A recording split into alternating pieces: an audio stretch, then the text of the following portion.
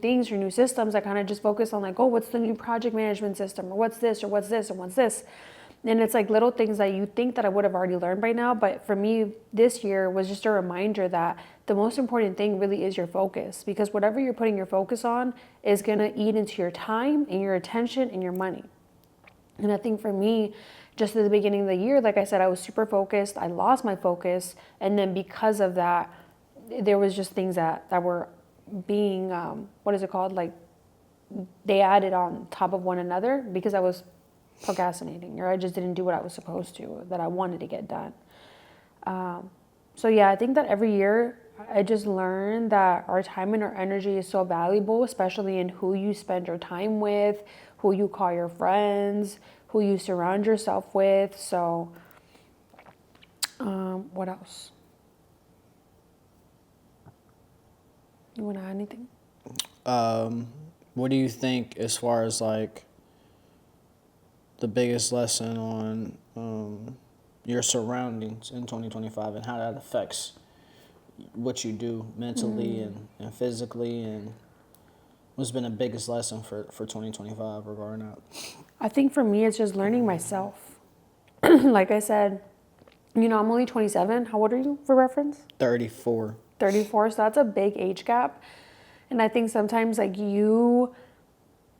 I don't know if this is just a you thing or if it's just a men thing. It's definitely just a me thing. Yeah, because I know not all men are like this. It's definitely a me thing. But whatever it is, all right, I don't even know what you're going to say. I just know it's a me thing. Yeah, because I know not all men are like this. But sometimes I feel like men, or just you specifically, like you guys have like this really, really strong intuition that you guys like notice things a mile before they even happen.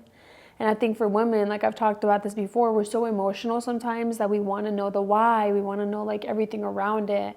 And I think this is just my opinion and experience this year, is that sometimes not everything deserves our attention, or not everything deserves for us to know the why, or simply care. That's something that we talked about. Like not everything deserves your care. And I think for me, going back to your question, what I've learned is that you really have to know yourself.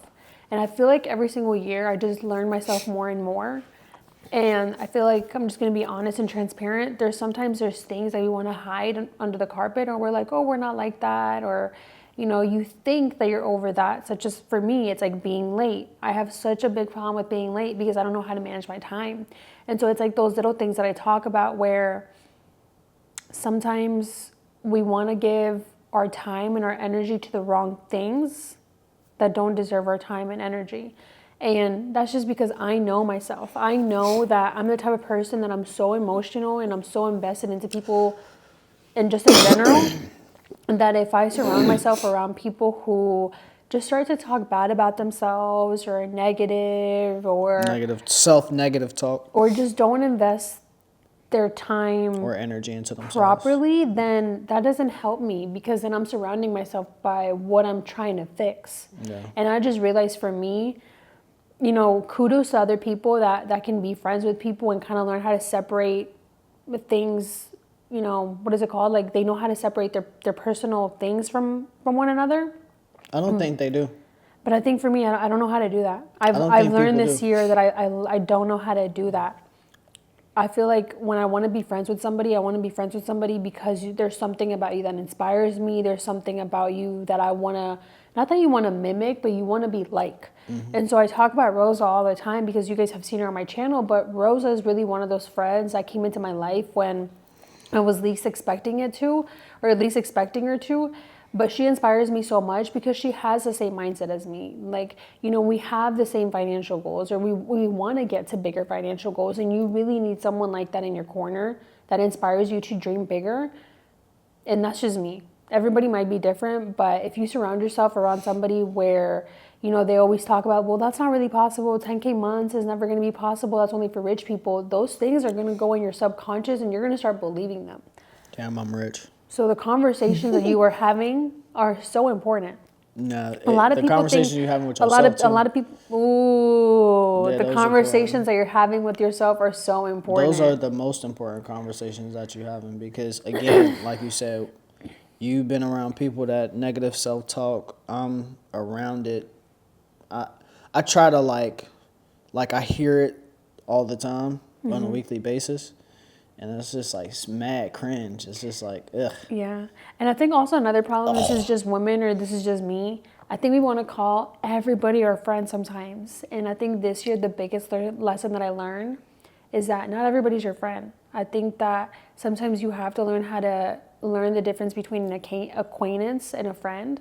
And that's where, I talked about, I told you that in Cincinnati. I know, but I don't listen. And I think sometimes that is my mistake where, not everybody is your friend. just because people, they seem like they're good, like they're a cool person, you want to be friends with them, but then you start to realize how they think about things, how they view things, and then you realize like sometimes you're just not aligned, and that's okay. And so that's what I mean.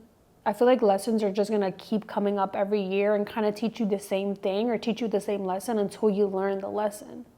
And I feel like for me this year, it was kind of just all the lessons of everything that I was supposed to learn the last couple of years kind of just popping up in my face again and telling me, did you actually learn the lesson or are you repeating it? Yeah. Because as much as we want to preach, talk good about yourself, talk about yourself in a positive light or empower yourself, I think we also have to be real with ourselves and say when we're not good at something. And so I can't continue to say, oh, I'm so amazing, I'm so, always good with my time, when that's not the truth and I'm not good with my time. I actually have to name it in order for me to get better. And going back to what you just said, I think sometimes people don't like to say what they're bad at. I think sometimes self-improvement or sometimes Ego. People don't want to name it, and that's how you just don't get better. And I think that if you're just around people who don't want to get better, I mean, this is what our whole podcast is about, is getting 1% better every day. So if you don't want to get better, then you're obviously, maybe this isn't the place for you, or that's not even what you want to do. And that's okay, but just admit it to yourself that you don't want it. Yeah, a lot of people don't want it. A lot of people will come to us or come to you or come to me and claim that they want to achieve these goals. They want to achieve these 2026 goals. I think for you, you've gotten better at deciphering bullshit versus action. Yeah, for sure. Because I think that you didn't really, in 2024, you didn't double down on what you wanted to do in 2024. 2025, you got the full year, the opportunity to double down on stuff that you wanted to do. Yeah. So. And we've talked about it before. I don't want to use this as a crutch or as an excuse, but I feel like for me, I'm such a visual person. And let me know down in the comments if you guys are like this. This is just what I've noticed with men and women that are so differently. It's like men can have a vision and they can say they want it. You don't know anybody around you in your family that has a G-Wagon. But something in your brain is like, well, I can go get it.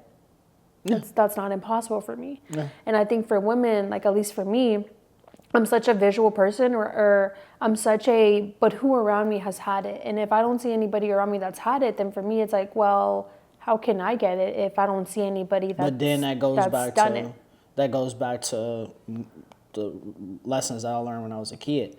I didn't need anybody. I've always been like this since I was a kid. I didn't need anybody to be successful around me because I said, fuck everybody. I'm about to go do it by myself. Mm-hmm. Now, mind you, I'm doing this 10 years old, 11 years old, 12 years old, 13 years old. So I've been doing that for 20 plus years.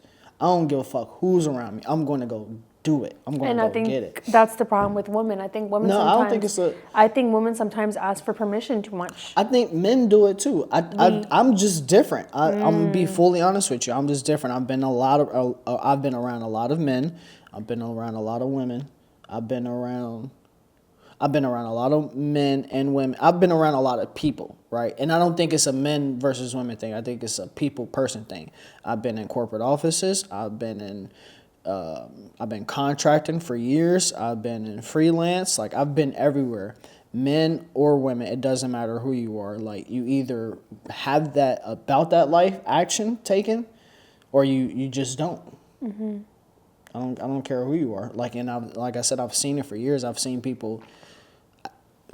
There's a reason why there's a 1% of the 1%. Yeah. It is what it is. Not everybody is going to be action takers like us. I've seen a lot of people switch up. I've seen a lot of people do a lot of weird shit. That's why I'm like, in 2026, I'm kind of like sticking to my track. Even like the people that I've tried to, in Arizona, that I've tried to get to kind of like be a part of my circle, or people are just, they just not about that action. I remember when we first moved here and we were doing networking events, and all those people that was telling me to like follow up and reach out to them and let's work and stuff like that, I ain't heard from them again. Not at all whatsoever. So, and that's men and women. But again, that's, you either action taker or you're not an action taker. No matter who's around you. I don't care if you haven't